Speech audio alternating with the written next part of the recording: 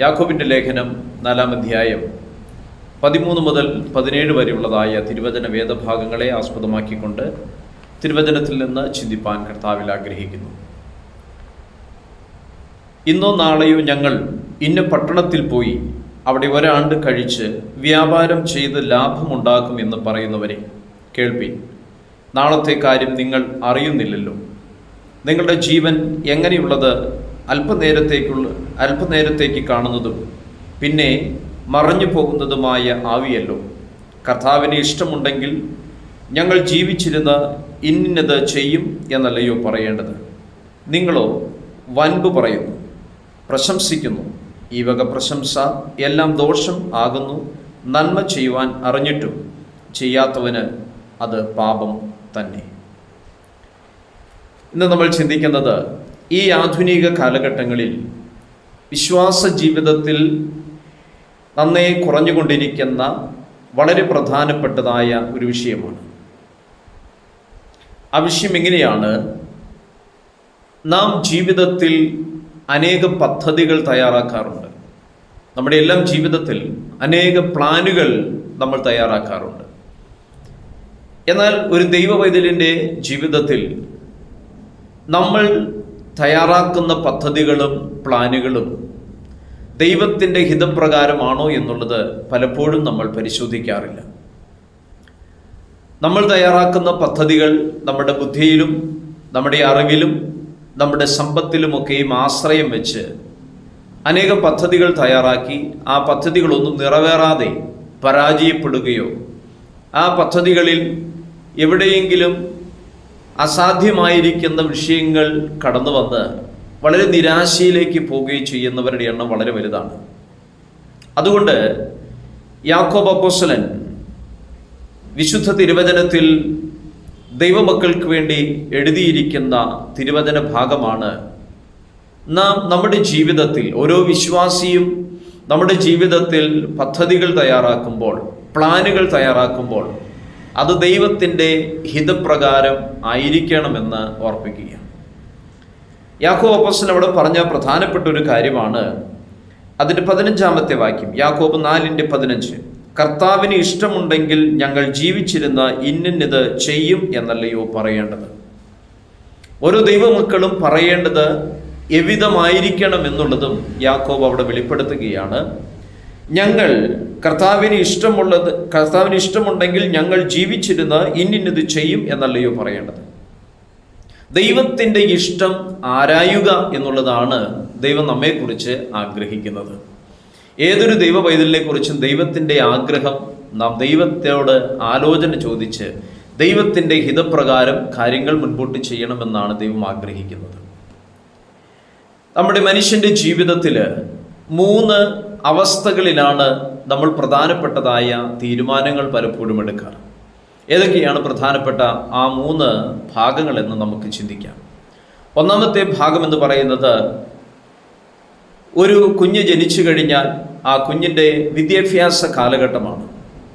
ആ കുഞ്ഞിനെ വിദ്യാഭ്യാസം കൊടുക്കുന്ന കാലഘട്ടം മുതൽ പേരൻസ് പലപ്പോഴും ഒരുപാട് സ്വപ്നങ്ങൾ നെയ്തു കൂട്ടാറുണ്ട്. കുഞ്ഞിനെ അംഗൻവാടിയിൽ ചേർക്കുന്ന സമയം മുതൽ അല്ലെങ്കിൽ പ്രീ സ്കൂളിൽ ചേർക്കുന്ന സമയം മുതൽ ആ കുഞ്ഞിനെക്കുറിച്ച് ഒരുപാട് ചിന്തകൾ ഒരുപാട് സ്വപ്നങ്ങൾ കാണുവാൻ തക്കവണ്ണം ഇടയാണ്. എന്നാൽ ആ സ്വപ്നങ്ങളൊക്കെ ദൈവസന്നിധിയിൽ ദൈവത്തിൻ്റെ ഹിതപ്രകാരമാണോ എന്ന് നമ്മൾ പലപ്പോഴും ആലോചിക്കാറില്ല. ആ കുഞ്ഞിനെക്കുറിച്ച് ദൈവത്തിനൊരു ഹിതമുണ്ട്. ആ കുഞ്ഞ് വളർന്നു വരുമ്പോൾ അവൻ അല്ലെങ്കിൽ അവൾ മുതിർന്നു വരുമ്പോൾ ദൈവത്തിന് ആ കുഞ്ഞിനെക്കുറിച്ചുള്ള പദ്ധതിയെക്കുറിച്ച് പലപ്പോഴും നമ്മൾ ആലോചിക്കാറില്ല. നമ്മൾ ദൈവസന്നിധിയിൽ ദൈവത്തോട് ചോദിക്കാറുമില്ല. എന്നാൽ നമ്മുടേതായിരിക്കുന്ന ആഗ്രഹങ്ങളുടെ മുഖത്ത് നമ്മൾ ആ കുഞ്ഞിന് വേണ്ടി ഒരുപാട് പണങ്ങൾ ചെലവഴിക്കും, ഒരുപാട് വിദ്യാഭ്യാസ കാര്യങ്ങൾക്ക് വേണ്ടി പല കാര്യങ്ങൾ നമ്മൾ പഠിപ്പിക്കും. എന്നിരുന്നാലും അവസാനം ആ കുഞ്ഞ് ദൈവത്തിൻ്റെ പദ്ധതി പ്രകാരം വളരുന്ന ഒരു പ്രായമാകുമ്പോൾ അല്ലെങ്കിൽ വളർച്ചയെത്തുന്ന ഒരു പ്രായമാകുമ്പോൾ അവൾ ദൈവത്തിൻ്റെ ഹിതപ്രകാരമുള്ള വഴിയിലേക്ക് സ്വതവേ മാറുവാനിടയായിത്തീരും. മോശയെക്കുറിച്ച് നമ്മൾ പഠിക്കുമ്പോൾ വിശുദ്ധ തിരുവചനത്തിൽ കാണുന്നത്, എബ്രായ ലേഖനത്തിൽ പറയുന്നു, മോശ മുതിർന്നു വന്നു കഴിഞ്ഞപ്പോൾ, താൻ തിരിച്ചറിവായി കഴിഞ്ഞപ്പോൾ, മോശ ദൈവജനത്തോടുകൂടെ കഷ്ടം അനുഭവിക്കുന്നത് തിരഞ്ഞെടുത്തു എന്നാണ് വചനം പഠിപ്പിക്കുന്നത്. അപ്പോൾ ഏതൊരു കുഞ്ഞിൻ്റെയും ജനനം മുതൽ അല്ലെങ്കിൽ വിദ്യാഭ്യാസ കാലഘട്ടം മുതൽ അവന് വിദ്യാഭ്യാസം എത്രത്തോളമാണോ കൊടുക്കുന്നത് ആ കാലഘട്ടം വരെയുമുള്ള ഒരു സമയം പലപ്പോഴും നമ്മൾ തലമുറകൾക്ക് വേണ്ടി ദൈവസന്നിധിയിൽ ചോദിക്കാതെ നമ്മുടേതായിരിക്കുന്ന ചിന്തകളും സ്വപ്നങ്ങളും മെനഞ്ഞുകൂട്ടുന്ന ഒരു കാലഘട്ടം കൂടിയാണ്. വളരെ ശ്രദ്ധിക്കേണ്ടതായ ഒരു സമയമാണ്. ദൈവം നമുക്ക് ദാനമായി നൽകിത്തന്ന തലമുറകളെക്കുറിച്ച് ദൈവത്തിനൊരു പദ്ധതിയുണ്ട്. ആ കുഞ്ഞിനെ നമ്മുടെ കുടുംബത്തിൽ പിറങ്ങുവാൻ ആ കുഞ്ഞിനൊരവസരം ദൈവം കൊടുത്തത് ആ കുഞ്ഞിന് ആ കുടുംബത്തിനകത്തും ആ തലമുറയിൽ വലിയ മറ്റെന്തോ ദൈവിക പദ്ധതികൾ ചെയ്തെടുക്കുവാൻ ഉള്ളതുകൊണ്ട് തന്നെയാണ്. രണ്ടാമത്തെ ഭാഗമാണ്, മനുഷ്യജീവിതത്തിലെ രണ്ടാമത്തെ ഭാഗമാണ്, ആ പൈതൽ വളർന്ന് പ്രായപൂർത്തിയായി ആ കുഞ്ഞിനൊരു വിവാഹം എന്ന നിലയിലേക്ക് വരുമ്പോൾ, വിവാഹപ്രായമെത്തുമ്പോൾ വിവാഹത്തോടുള്ള ബന്ധത്തിൽ പലപ്പോഴും നമ്മൾ എടുക്കുന്ന തീരുമാനങ്ങൾ മാനുഷികമായിരിക്കുന്ന കാര്യങ്ങളെല്ലാം ആലോചിച്ച് കൂട്ടി, പെണ്ണിൻ്റെ വീട്ടുകാരും ചെറുക്കൻ്റെ വീട്ടുകാരും തമ്മിൽ പല കാര്യങ്ങളും ആലോചിച്ച് സ്വയത്തിൽ ആശ്രയിച്ച് പല തീരുമാനങ്ങൾ എടുത്തതിന് ശേഷം ദൈവസന്നിധിയിൽ പ്രാർത്ഥിക്കുവാൻ തുടങ്ങുന്നത്. ദൈവത്തിൻ്റെ ഹിതമാണോ അല്ലയോ എന്ന് പ്രാരംഭ സമയങ്ങളിൽ പലപ്പോഴും ചോദിക്കാറില്ല. അതുപോലെ തന്നെ വിവാഹമൊക്കെ കഴിഞ്ഞു അവരുടെ കുടുംബജീവിതത്തിൽ അസ്വസ്ഥതകൾ വരുവാൻ തുടങ്ങുമ്പോഴാണ് പലപ്പോഴും ദൈവസന്നിധിയിൽ ദൈവമേ ഇത് ദൈവഹിതമായിരുന്നോ അല്ലയോ എന്നുള്ള ചോദ്യങ്ങൾ ഉയർത്തുന്നത്. അപ്പോഴാണ് പലപ്പോഴും പ്രാർത്ഥിക്കുന്നത്. നമ്മൾ കേട്ടിട്ടില്ലേ, ചില കുഞ്ഞുങ്ങളുടെ ജീവിതത്തിൽ ഫാമിലി പ്രശ്നങ്ങളൊക്കെയും കടന്നു വരുമ്പോൾ മാതാപിതാക്കളെ വിളിച്ചറിയിക്കുമ്പോൾ അവർ പറയുന്നത്, മക്കളെ നിങ്ങൾ പ്രാർത്ഥിക്കുക. അപ്പോഴാണ് അവർ പ്രാർത്ഥിക്കുവാൻ തുടങ്ങുന്നത്. ആ കുഞ്ഞിൻ്റെ ഭാവിക്ക് വേണ്ടിയിട്ട് മാതാപിതാക്കളാകട്ടെ ആ കുഞ്ഞിന് പ്രാർത്ഥിക്കും മകളെ അല്ലെങ്കിൽ മകനെ എന്ന് പറഞ്ഞു കൊടുക്കുന്ന ഒരു പ്രായത്ത് ആ കുഞ്ഞിന് അതൊന്നും ചെയ്തു കൊടുക്കാതെ, പറഞ്ഞു കൊടുക്കാതെ, ബോധ്യം വരുത്താതെ സ്വയത്തിൽ ആശ്രയിച്ച് ഒരു ഭാവി തിരഞ്ഞെടുക്കുമ്പോൾ പിന്നീട് വരുന്ന പ്രയാസഘട്ടങ്ങളിൽ നാം എത്രത്തോളം പ്രാർത്ഥിച്ചാലും സമയങ്ങൾ കടന്നുപോയി എന്നുള്ളതാണ് അതിനകത്തൊരു വാസ്തവം. അപ്പോൾ മനുഷ്യൻ്റെ രണ്ടാമത്തെ ഘട്ടമാണ് നമ്മൾ കണ്ടത്. മൂന്നാമത്തെ ഘട്ടം എന്ന് പറയുന്നത് ജോലിയൊക്കെയായി, കുടുംബജീവിതമായി, പ്രാരാബ്ധങ്ങളായി, ഉത്തരവാദിത്തങ്ങളായി അങ്ങനെ ജീവിതം മുൻപോട്ട് കടന്നു പോകുന്ന സമയങ്ങളിൽ ജീവിതത്തിൽ പല മാറ്റങ്ങൾ വരുത്തണം. ഒരു പക്ഷെങ്കിൽ കുടുംബത്തിൽ നിന്ന് വേറിട്ട് മറ്റൊരു ഭവനം വെച്ച് താമസിക്കേണ്ട സാഹചര്യം, ജോലിയോടുള്ള ബന്ധത്തിൽ ദൂരസ്ഥലങ്ങളിലേക്ക് പോകേണ്ടതായിരിക്കുന്ന സാഹചര്യങ്ങൾ, ഇങ്ങനെ വിവിധമായിരിക്കുന്ന ഫാമിലിയോടുള്ള ബന്ധത്തിൽ മുൻപോട്ടുള്ള കാലഘട്ടങ്ങളിൽ സംഭവിക്കുന്നതും അവിടെയും പലപ്പോഴും ദൈവത്തിൻ്റെ സന്നിധിയിൽ പ്രാർത്ഥിക്കുകയും ദൈവത്തോട് ആലോചന ചോദിക്കാതെയും എടുക്കുന്ന ഒരുപാട് തീരുമാനങ്ങളുണ്ട്. ഇവയെല്ലാം മനുഷ്യൻ്റെ ജീവിതത്തിലെ 3 ഘട്ടങ്ങളിൽ പലപ്പോഴും സ്വയത്തിൽ ആശ്രയിക്കുന്നതാണ് ഈ ആധുനിക കാലഘട്ടത്ത് നമുക്ക് കാണുവാൻ കഴിയുന്നത്. എന്നാൽ നമ്മുടേതായിരിക്കുന്ന സ്വന്തം തീരുമാനങ്ങളിലേക്ക്, പ്ലാനുകൾ തയ്യാറാക്കുന്നതിലേക്ക് പോകുന്നതിൽ തെറ്റൊന്നുമില്ലെന്ന് അപ്പോസ്തലനായിരിക്കുന്ന പൗലോസ് നമ്മെ പഠിപ്പിക്കുക. തീരുമാനങ്ങളല്ല, നമ്മുടെ ജീവിതത്തിൽ പ്ലാനുകൾ ഉണ്ടായിരിക്കണം. ചില വചനവേദവാക്യങ്ങൾ നിങ്ങളെ ഒന്ന് വായിച്ച് കേൾപ്പിക്കുവാൻ ഞാൻ കർത്താവിൽ ആശ്രയിക്കുകയാണ്. അപ്പോസ്തല പ്രവൃത്തികളുടെ പുസ്തകം 15-ാം അധ്യായം അതിൻ്റെ 36-ാമത്തെ വചനത്തിൽ അപ്പോസ്തലനായിരിക്കുന്ന പൗലോസ് ഇങ്ങനെ പറയുന്നു: മർക്കോസ് എന്ന യോഹന്നാനെ കൂട്ടിക്കൊണ്ടു പോകുവാൻ ബർന്നബാസ് ഇച്ഛിച്ചു. പൗലോസോ പംഫുലിയിൽ നിന്ന് തങ്ങളെ വിട്ട് പ്രവർത്തനത്തിന് വരാതെ പോയവനെ കൂട്ടിക്കൊണ്ട് പോകുന്നത് യോഗ്യമല്ല എന്ന് വിചാരിച്ചു. ഇവിടെ ഒരു മിനിസ്ട്രിയോടുള്ള ബന്ധത്തിൽ പൗലോസ് ബർന്നബാസിനോട് പറയുന്ന ചില കാര്യങ്ങളെക്കുറിച്ച് കാണുകയാണ്. നാം കർത്താവിൻ്റെ വചനം അറിയിച്ച പട്ടണം തോറും പിന്നെയും ചെന്ന് സഹോദരന്മാർ എങ്ങനെ ഇരിക്കുന്നു എന്ന് നോക്കാം എന്ന് പറഞ്ഞു. മർക്കോസ് എന്ന യോഹന്നാനെയും കൂട്ടിക്കൊണ്ടു പോകുവാൻ ബർന്നബാസ് ഇച്ഛിച്ചു. അപ്പോൾ പൗലോസിൻ്റെ പദ്ധതികളെയാണ് നമ്മളിവിടെ കാണുന്നത്. ആ മിഷണറി യാത്രയിൽ പൗലോസ് ചില പദ്ധതികൾ തയ്യാറാക്കി തന്നോട് കൂടെയുള്ള തൻ്റെ ശിഷ്യഗണത്തെ അത് അറിയിക്കുക. ഒരു മേക്കിംഗ് പ്ലാൻ എപ്പോഴും നമുക്ക് വേണം. നമ്മുടെ ജീവിതത്തിൽ പ്ലാനുകൾ വേണം. അപ്പോൾ തന്നെ ആ പ്ലാനുകൾ ദൈവസന്നിധിയിൽ സമർപ്പിക്കുകയും കൂടെ വേണമെന്നുള്ളതാണ് പ്രധാനപ്പെട്ട ഒരു വിഷയം. അപ്പോസ്തല പ്രവൃത്തികളുടെ പുസ്തകം തന്നെ 18-ാം അധ്യായം 20-21 തിരുവചനങ്ങളിൽ നമ്മളിങ്ങനെ കാണുന്നു: കുറെ കൂടെ താമസിക്കണമെന്ന് അവർ അപേക്ഷിച്ചിട്ട് അവൻ സമ്മതിക്കാതെ ദൈവഹിതമുണ്ടെങ്കിൽ ഞാൻ നിങ്ങളുടെ അടുക്കൽ മടങ്ങി വരുമെന്ന് പറഞ്ഞ് വിടവാങ്ങി എഫെസോസിൽ നിന്ന് കപ്പൽ നീക്കി. പൗലോസ് പിന്നെയും തൻ്റെ യാത്ര തുടരുകയാണ്. താൻ കപ്പലിൽ യാത്ര ചെയ്യുവാൻ തുടങ്ങുമ്പോൾ 21-ാമത്തെ വചനത്തിൽ പറയുന്നു, ദൈവഹിതമുണ്ടെങ്കിൽ ഞാൻ നിങ്ങളുടെ അടുക്കൽ മടങ്ങി വരും. അവിടെയും പൗലോസിന്റെ പദ്ധതി, ഒരു പ്ലാൻ എന്താണ്? ഞാൻ നിങ്ങളുടെ അടുക്കൽ മടങ്ങി വരണം എന്നുള്ളതാണ്. വീണ്ടും ഈ ജനത്തെ ഒന്നുകൂടെ കാണുവാൻ വേണ്ടി, ഇവരുടെ അടുക്കൽ ഒന്നുകൂടെ മടങ്ങി വരുവാൻ വേണ്ടി പൗലോസിന് ആഗ്രഹമുണ്ട്. പൗലോസ് അത് ആഗ്രഹിക്കുന്നുണ്ട്. എന്നാൽ പൗലോസ് തൻ്റെ ആഗ്രഹത്തോടൊപ്പം ചേർത്ത് പറയുന്നൊരു വിഷയമാണ്, ദൈവത്തിന് ഹിതമുണ്ടെങ്കിൽ, ദൈവഹിതമെങ്കിൽ ഞാൻ എന്തു ചെയ്യും? നിങ്ങളുടെ അടുക്കൽ മടങ്ങി വരും. ദൈവഹിതമുണ്ടെങ്കിൽ ഇന്ന കാര്യം സാധ്യമാകുമെന്ന് നമ്മൾ പറയുവാൻ പഠിക്കണം. പൗലോസ് അതാണ് നമ്മളെ മനസ്സിലാക്കി തരുന്നത്. പൗലോസിന്റെ മിഷണറി യാത്രയിൽ ഈ ജനത്തെ വീണ്ടും കാണുവാൻ തനിക്ക് അതിയായ ആഗ്രഹമുണ്ട്. എങ്കിലും പൗലോസ് അവിടെ പറയുന്ന വിഷയം ഇതാണ്, എങ്കിലും ദൈവത്തിൻ്റെ ഹിതമുണ്ടെങ്കിൽ, ദൈവഹിതമുണ്ടെങ്കിൽ ഞാൻ നിങ്ങളുടെ അടുക്കൽ മടങ്ങി വരും. 1 കൊരിന്ത്യർക്കെഴുതിയ ലേഖനം 16-ാം അധ്യായം 5 മുതൽ 9 വരെയുള്ളതായിരിക്കുന്ന തിരുവചന വേദഭാഗങ്ങളിൽ ഇങ്ങനെ കാണുവാൻ കഴിയുന്നു. കേഫാവിനും പിന്നെ 12 പ്രത്യക്ഷനായി എന്നിങ്ങനെ ഞാൻ ഗ്രഹിച്ചത് തന്നെ നിങ്ങൾക്ക് ആദ്യമായിട്ട് കൽപ്പിച്ചു തന്നുവല്ലോ. അനന്തരം അവൻ 500-ൽ അധികം സഹോദരന്മാർക്ക് ഒരുമിച്ച് പ്രത്യക്ഷനായി. അവർ മിക്കപേരും ഇന്ന് വരെ ജീവനോടിരിക്കുന്നു, ചിലരോ നിദ്ര പ്രാപിച്ചിരിക്കുന്നു.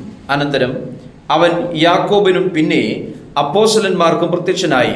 എല്ലാവർക്കും ഒടുവിൽ അകാല പ്രജ പോലെയുള്ള എനിക്കും പ്രത്യക്ഷനായി. ഞാൻ അപ്പോസ്തലന്മാരിൽ ഏറ്റവും ചെറിയവനല്ലോ, ദൈവസഭയെ ഉപദ്രവിച്ചതിനാൽ അപ്പോസ്തലൻ എന്ന പേരിന് യോഗ്യനും അല്ല. എങ്കിലും ഞാൻ ആകുന്നത് ദൈവകൃപയാൽ ആകുന്നു. എന്നോടുള്ള അവൻ്റെ കൃപ വ്യർത്ഥമായതുമില്ല. അവരെ എല്ലാവരെക്കാളും ഞാൻ അത്യന്തം അധ്വാനിച്ചിരിക്കുന്നു. എന്നാൽ ഞാനല്ല, എന്നോട് കൂടെയുള്ള ദൈവകൃപ എത്രയും. ദൈവനാമത്തിന് മഹത്വം ചെയ്യുന്നു. പൗലോസിൻ്റെ ആ പ്ലാനിനെ കുറിച്ച് നമ്മളവിടെ കാണുകയാണ്. അപ്പോൾ നമ്മുടെ എല്ലാം ജീവിതത്തിൽ ഒരു ലക്ഷ്യമുണ്ടാകണം. നമുക്ക് ആഗ്രഹങ്ങൾ ഉണ്ടാകണം, ലക്ഷ്യങ്ങൾ ഉണ്ടാകണം. ആ ലക്ഷ്യത്തിൽ എത്തിപ്പെടുവാൻ വേണ്ടി നമ്മൾ ക്രിസ്തീയ ജീവിതത്തിലും ഒരു ലക്ഷ്യത്തിലേക്ക് എത്തിപ്പെടുവാൻ വേണ്ടി അഹോരാത്രം അധ്വാനിക്കുന്നവരാണ്. നമ്മുടെ എന്താണ് ക്രിസ്തീയ ജീവിതത്തിലെ ലക്ഷ്യം? ദൈവസന്നിധിയിൽ എത്തുക എന്നുള്ളതാണ്. കർത്താവിൻ്റെ വചനങ്ങൾ പ്രമാണിച്ച് കർത്താവിൻ്റെ വരവെങ്കിൽ ദൈവസന്നിധിയിൽ എത്തപ്പെടുക എന്നുള്ളതാണ്. അതുകൊണ്ട് തന്നെ നമ്മുടെ ആ ലക്ഷ്യത്തിലേക്ക് എത്തിപ്പെടുവാൻ വേണ്ടി നാം അഹോരാത്രം അധ്വാനിക്കുകയാണ്. പ്രാർത്ഥനയിലും ദൈവവചന ധ്യാനത്തിലും ഉപവാസത്തിലും കണ്ണുനീരോടെയുള്ള ദൈവസന്നിധിയിലെ പ്രാർത്ഥനയും ലക്ഷ്യം കൈവരിപ്പാനായിട്ട് കർത്താവ് നമ്മെ സഹായിക്കും. അതുകൊണ്ട് തന്നെ ലക്ഷ്യമുണ്ടാകണം, നമുക്ക് വ്യക്തമായിരിക്കുന്ന പ്ലാനും ഉണ്ടാകണം. എന്നാൽ ഈ പദ്ധതികളും പ്ലാനുകളുമെല്ലാം ദൈവസന്നിധിയിൽ വച്ച് പ്രാർത്ഥിക്കുന്നവർക്കാണ് ദൈവം പുതുവഴികളെയും വാതിലുകളെയും ദൈവം തുറക്കുന്നത്. വിജയത്തിലേക്കുള്ളതായ താക്കോൽ നാം പലപ്പോഴും മറന്നു പോകുന്ന ഒരു കാര്യമാണ്. നമുക്ക് വിജയത്തിലേക്കുള്ളതായിരിക്കുന്ന ഒരു താക്കോൽ, അതൊരു തെറ്റായ ദിശയിലായിരിക്കരുത്. നമ്മളെപ്പോഴും വിജയത്തിലേക്കുള്ള ഒരു താക്കോൽ എന്ന് പറയുന്നത് ദൈവത്തിൻ്റെ ഹിതമാണ്. ദൈവത്തിൻ്റെ ഹിതമാണ് വിജയത്തിലേക്കുള്ള താക്കോൽ. 1-2 കാര്യങ്ങൾ നിങ്ങളെ ഓർപ്പിക്കുവാൻ കർത്താവിൽ ഞാൻ ശരണപ്പെടുന്നു. നമ്മുടെ എല്ലാം ജീവിതത്തിൽ നാം മുന്നമേ കണ്ടതുപോലെ പ്ലാനുകളുണ്ട്. എന്നാൽ ഈ പ്ലാനുകളൊക്കെയും ദൈവസന്നിധിയിൽ സമർപ്പിക്കപ്പെട്ട് ദൈവത്തിൻ്റെ ഹിതത്തിന് വേണ്ടി സമർപ്പിക്കപ്പെടുന്നത് ആയിരിക്കണം. മടങ്ങി വരാം. യാക്കോബിൻ്റെ ലേഖനം തന്നെ 4-ാം അധ്യായം അതിൻ്റെ 15-ാമത്തെ വചനം പറയുന്നത് ഇപ്രകാരമാണ്: കർത്താവിന് ഇഷ്ടമുണ്ടെങ്കിൽ ഞങ്ങൾ ജീവിച്ചിരുന്ന് ഇന്നത് ചെയ്യും എന്നല്ലയോ പറയേണ്ടത്. കർത്താവിന് ഇഷ്ടമുണ്ടെങ്കിൽ, ഗോഡ്സ് വിൽ, ദൈവത്തിന് കർത്താവിന് ഇഷ്ടമുണ്ട് എങ്കിൽ ഞങ്ങൾ ജീവിച്ചിരുന്ന ഇന്ന പ്രവൃത്തികൾ ചെയ്യും. നാളെ ഞാൻ ജീവിച്ചിരിക്കുമെന്ന് ഒരു മനുഷ്യന് പറയുവാൻ കഴിയത്തില്ല. അടുത്ത നിമിഷം ഞാൻ ഈ ഭൂമിയിൽ ജീവിച്ചിരിക്കുമെന്നും നമുക്ക് ആർക്കും പറയുവാൻ കഴിയത്തില്ല. അതെല്ലാം ദൈവത്തിൽ ആശ്രയിച്ചിരിക്കുന്ന കാര്യമാണ്, ദൈവത്തിൻ്റെ പദ്ധതിയിൽപ്പെട്ട കാര്യമാണ്. അതുകൊണ്ട് തന്നെ ഓരോ മനുഷ്യരും എപ്പോഴും പറയേണ്ട കാര്യമാണ്, ദൈവത്തിൻ്റെ ഹിതമെങ്കിൽ, ദൈവത്തിൻ്റെ ഇഷ്ടമുണ്ടെങ്കിൽ ഞാൻ ജീവിച്ചിരുന്ന ഇന്നിന്ന കാര്യങ്ങൾ ചെയ്യുമെന്ന് നമ്മൾ തീരുമാനങ്ങൾ എടുക്കണം. അപ്പോസ്തല പ്രവൃത്തികളുടെ പുസ്തകത്തിലേക്ക് വീണ്ടും നമ്മൾ മടങ്ങി വരുമ്പോൾ 18-ാം അധ്യായത്തിൽ നമുക്ക് കാണുവാൻ കഴിയുന്ന മറ്റൊരു തിരുവചന വേദഭാഗമാണ് അപ്പോസ്തല പ്രവൃത്തികളുടെ പുസ്തകം 18-ാം അധ്യായം അതിൻ്റെ 21-ാമത്തെ തിരുവചനത്തിൽ നമ്മൾ ആദ്യം കണ്ടു, ദൈവഹിതമുണ്ടെങ്കിൽ ഞാൻ നിങ്ങളുടെ അടുക്കൽ മടങ്ങി വരും. അപ്പോസ്തലനായിരിക്കുന്ന പൗലോസ് അവിടെ പറയുകയാണ്, ദൈവഹിതമുണ്ടെങ്കിൽ ഞാൻ നിങ്ങളുടെ അടുക്കൽ മടങ്ങി വരും. അപ്പോൾ അവിടെയും കാണുകയാണ് ഗോഡ് വില്ലിങ്, ദൈവത്തിൻ്റെ ഹിതത്തെക്കുറിച്ച് അവിടെ വീണ്ടും നമ്മെ ഓർപ്പിക്കുകയാണ്. അപ്പോൾ ദൈവത്തിൻ്റെ ഹിതമുണ്ട് എങ്കിൽ ഞാൻ വീണ്ടും നിങ്ങളുടെ അടുക്കൽ മടങ്ങി വരും എന്ന് ഓർപ്പിക്കുമ്പോൾ പൗലോസ് തീർച്ചയായിട്ടും നമ്മെ പഠിപ്പിക്കുന്ന, നമുക്ക് ബോധ്യമാക്കി തരുന്ന ആഴമേറിയ ഒരു സത്യമാണ്, ദൈവഹിതത്തിന് വേണ്ടി നമ്മളെപ്പോഴും പ്രാർത്ഥിക്കുന്നവരായി തീരണം. 1 കൊരിന്ത്യർക്ക് എഴുതിയ ലേഖനം 16-ാം അധ്യായത്തിൻ്റെ 7-ാമത്തെ തിരുവചനത്തിലേക്ക് വരുമ്പോൾ അവിടെയും കാണുന്നു, കർത്താവ് അനുവദിച്ചാൽ കുറെ കാലം നിങ്ങളോടുകൂടെ പാർക്കുവാൻ ആശിക്കുന്നത് കൊണ്ട് ഞാൻ ഈ പ്രാവശ്യം കടന്നു പോകും വഴിയിൽ അല്ല നിങ്ങളെ കാണുവാൻ ഇച്ഛിക്കുന്നത്. പൗലോസ് വീണ്ടും അവിടെ പറയുകയാണ്, കർത്താവ് അനുവദിച്ചാൽ കുറെ കാലം നിങ്ങളോടുകൂടെ വസിപ്പാൻ ആഗ്രഹിക്കുന്നു. പൗലോസിന് ആഗ്രഹമുണ്ട്, പൗലോസിനൊരു പ്ലാനുണ്ട്, പൗലോസിനൊരു ഗോള്, ഒരു ലക്ഷ്യമുണ്ട്. എന്നാൽ പൗലോസിൻ്റെ ആ ലക്ഷ്യവും പൗലോസിൻ്റെ ആഗ്രഹവും എപ്പോഴും കർത്താവിൻ്റെ ഹിതം അനുസരിച്ച് മാത്രമാണ്. എഫെസോസിൽ നിന്ന് യാത്ര തിരിക്കുമ്പോൾ പൗലോസ് പറയുന്നു, ദൈവഹിതമുണ്ട് എങ്കിൽ ഞാൻ മടങ്ങി വരും.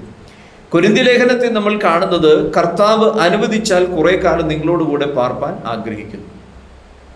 ഇവ രണ്ടും പൗലോസ് ആഗ്രഹിക്കുന്നത് കർത്താവിൻ്റെ ഇഷ്ടമാണ്, കർത്താവിൻ്റെ ഹിതത്തിന് വേണ്ടിയാണ് പൗലോസ് ഇവിടെ 2 ഭാഗത്തും ആഗ്രഹിക്കുന്നതെന്ന് നമുക്ക് കാണുവാൻ കഴിയുന്നുണ്ട്. മറ്റൊരു വിഷയമാണ്, ദൈവത്തിന് നമ്മെക്കുറിച്ച് ഒരു ഇഷ്ടം ഉണ്ട്. അത് ആത്മീകതത്തിലുമാകാം ഭൗതികത്തിലുമാകാം. 2 കാര്യങ്ങളാണ് ദൈവത്തിൻ്റെ ഹിതത്തെക്കുറിച്ച് നമുക്ക് കാണുവാൻ കഴിയുന്നത്. ഇഫ് ദ ലോർഡ് വിൽസ്, നമ്മുടെ ജീവിതത്തിലെ ദൈവത്തിൻ്റെ ഹിതം എന്നുള്ളത് 2 നിലകളിൽ കാണാം. ഭൗതികമായിരിക്കുന്ന വിഷയത്തോടുള്ള ബന്ധത്തിലും നമ്മൾ പഠിക്കുമ്പോൾ ദൈവത്തിന് നമ്മെക്കുറിച്ച് ഒരു ഇഷ്ടമുണ്ട്, അത് ഭൗതികത്തിലും അങ്ങനെ തന്നെയാണ്. 2-ാമത്തെ വിഷയമാണ്, ദൈവത്തിന് തൻ്റെ ഇഷ്ടം നിറവേറ്റാൻ ഇടപെടാനായിട്ട് കഴിയും. നമ്മുടെ ആത്മീക ജീവിതത്തിലാകട്ടെ ഭൗതികമായിരിക്കുന്ന ജീവിതത്തിലാകട്ടെ ദൈവത്തിന് തൻ്റെ ഇഷ്ടം നിറവേറ്റാൻ നമ്മുടെ ജീവിതത്തിൽ ഇടപെടുവാനായിട്ട് കഴിയും. ഈ 2 കാര്യങ്ങൾ നാം നന്നായി അറിഞ്ഞിരിക്കണം. നമ്മുടെ ക്രിസ്തീയ ജീവിതത്തിൽ പലപ്പോഴും നമ്മുടെ ഇഷ്ടം നിറവേറ്റാൻ ദൈവത്തിന് ആ ഇഷ്ടത്തിനകത്ത് ഇടപെടുവാനായിട്ട് കഴിയും. അതിനാണ് നമ്മൾ ദൈവസന്നിധിയിൽ നമ്മുടെ ഇഷ്ടങ്ങളെ ദൈവകരങ്ങളിൽ സമർപ്പിക്കുകയും നമ്മുടെ പ്ലാനുകളെ, നമ്മുടെ പദ്ധതികളെ ദൈവസന്നിധിയിൽ ഏൽപ്പിക്കണമെന്നും നമ്മൾ പറയുന്നത്. 3 കാര്യങ്ങൾ ഞാൻ നിങ്ങളോട് പറയുവാനായിട്ട് ആഗ്രഹിക്കുന്നത് ഇപ്രകാരമാണ്. നമ്മുടെ പദ്ധതികൾ വിജയിക്കണമെന്ന് നമ്മൾ ആഗ്രഹിക്കുന്നുണ്ട് എങ്കിൽ നമ്മൾ ആദ്യമേ തന്നെ ദൈവത്തിൻ്റെ ഹിതം അന്വേഷിക്കണം. 3 കാര്യങ്ങൾ ഓർപ്പിക്കുവാൻ ആഗ്രഹിക്കുന്നു. 1-ാമത്തെ കാര്യമാണ് അവൻ്റെ ഇഷ്ടം മനസ്സിലാക്കുക എന്നുള്ളത്. ദൈവത്തിൻ്റെ ഇഷ്ടം മനസ്സിലാക്കുവാൻ നമ്മൾ ശ്രമിക്കണം.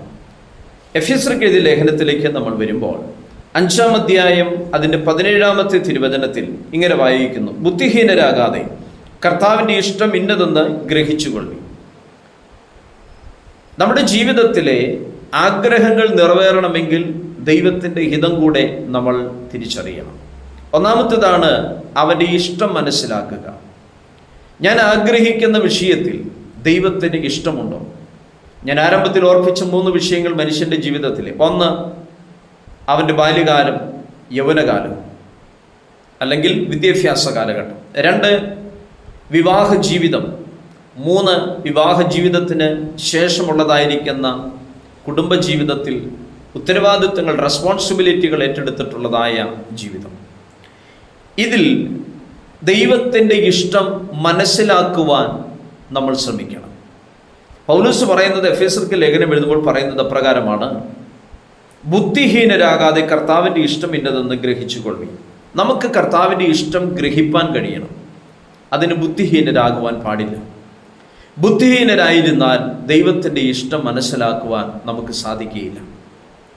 ബുദ്ധിഹീനരാകാതെ നാം ദൈവസന്നിധിയിൽ പ്രാർത്ഥനയും പരിശുദ്ധാത്മാവിൻ്റെ നിയോഗവും നടത്തിപ്പും ഒരു കരുതലും നമ്മുടെ ജീവിതത്തിൽ എപ്പോഴും ഉണ്ടെങ്കിൽ ബുദ്ധിഹീനരാകാതെ ദൈവത്തിൻ്റെ ഹിതത്തെ നമുക്ക് തിരിച്ചറിയാൻ കഴിയും. അപ്പോൾ ദൈവത്തിന് നമ്മിൽ ഒരു ഇഷ്ടമുണ്ട്.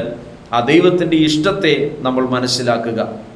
നമ്മൾ മറ്റുള്ള മനുഷ്യരുടെ ഇഷ്ടങ്ങളെ മനസ്സിലാക്കുവാൻ ശ്രമിക്കും, പക്ഷെ ദൈവത്തിൻ്റെ ഇഷ്ടം എന്ത് എന്ന് മനസ്സിലാക്കുവാൻ പലപ്പോഴും നമ്മൾ ശ്രമിക്കാറില്ല.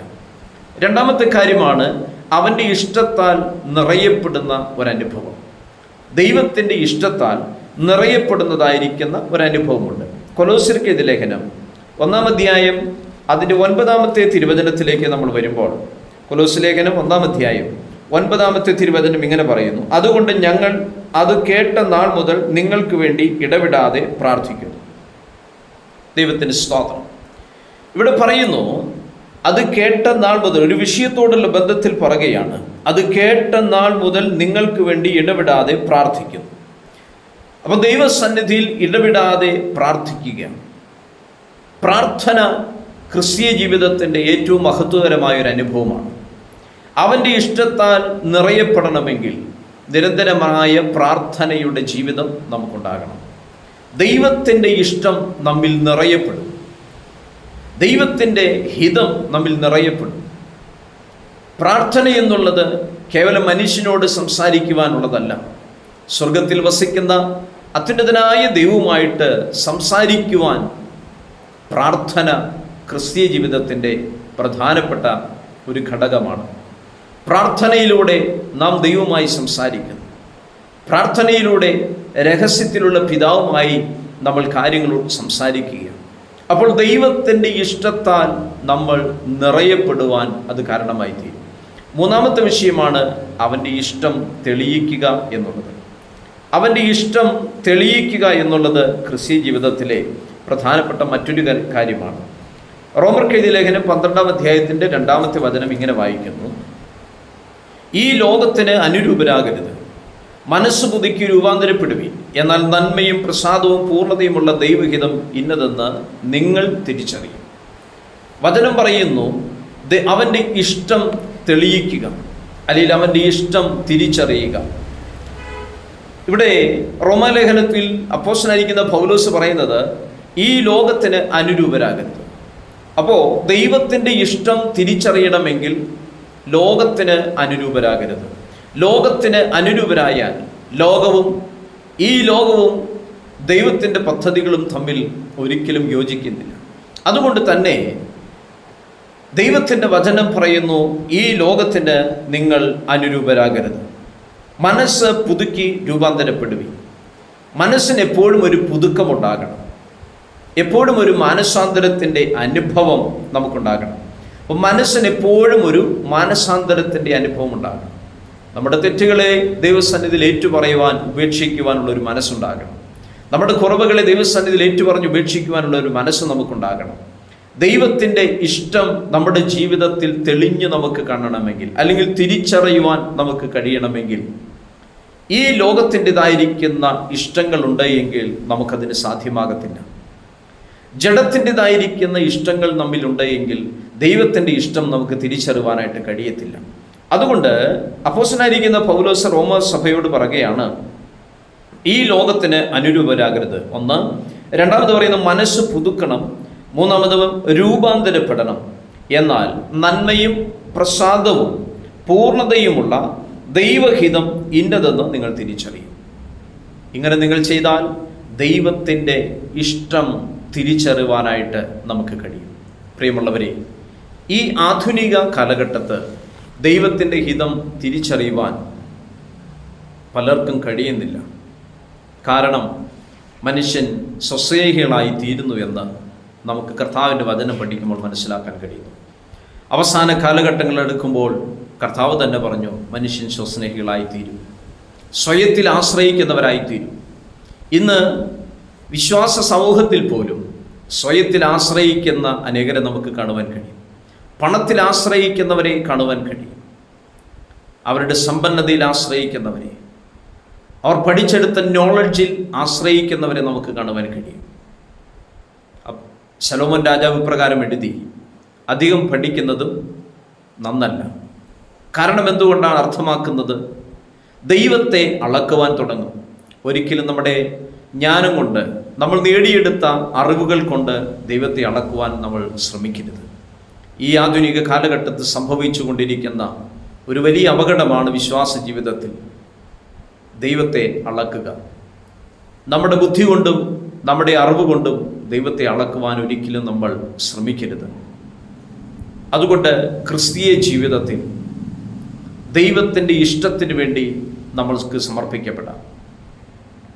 നമ്മുടെ പൂർവികന്മാർ കഴിഞ്ഞു പോയ കാലഘട്ടങ്ങളിൽ വിശ്വാസത്തിന് വേണ്ടി ജീവിതത്തിൽ അനേക കഷ്ടങ്ങൾ സഹിച്ച നമ്മുടെ പൂർവികന്മാർ, നമ്മുടെ പിതാക്കന്മാർ, നമ്മുടെ മാതാക്കൾ, അവർ അധികം വിദ്യാഭ്യാസമൊന്നും ഉണ്ടായിരുന്നില്ല. പക്ഷേ ദൈവത്തിൻ്റെ ഹിതം എന്തെന്ന് അവർ എപ്പോഴും തിരഞ്ഞിരുന്നു. ദൈവത്തിൻ്റെ ഹിതത്തിന് വേണ്ടി അവർ നിന്നിരുന്നു. ആ ദൈവത്തിൻ്റെ ഹിതത്തിനനുസരിച്ച് അവർ ജീവിച്ചു. അവർ തലമുറകളെ വളർത്തി. അതുകൊണ്ട് അവരുടെ തലമുറകൾ ദൈവസന്നിധിയിൽ കാണപ്പെട്ടു. എന്നാൽ ഈ കാലഘട്ടങ്ങളിൽ നമ്മുടെ തലമുറകൾ ദൈവസന്നിധിയിലുണ്ടോ ഇല്ലയോ എന്ന് പരിശോധിക്കണം. ഇല്ല എന്നുള്ളതാണ് മറുപടിയെങ്കിൽ നമ്മൾ ചിലവഴിക്കുന്ന നമ്മുടെ സമയങ്ങൾ, നമ്മൾ അവർക്ക് വേണ്ടി കൊടുക്കുന്ന സമയങ്ങൾ, അവർക്ക് വേണ്ടി കൊടുക്കുന്ന കാര്യങ്ങൾ ഏത് നിലകളിലാണ് എന്നുള്ളത് ഒന്ന് ചിന്തിക്കേണ്ട സമയമാണിത്. സ്വയത്തിൽ നമ്മൾ ആശ്രയിക്കരുത്. നമുക്ക് പ്ലാനുകൾ വേണം, ലക്ഷ്യം വേണം. പക്ഷേ അതെല്ലാം ദൈവത്തിൻ്റെ ഹിതപ്രകാരം ഉള്ളതായിരിക്കട്ടെ എന്നുകൂടെ ഓർപ്പിച്ചുകൊണ്ട് നിർത്തുന്നു. ദൈവമായ കർത്താവ് നിങ്ങളെ അനുഗ്രഹിക്കട്ടെ. God bless you.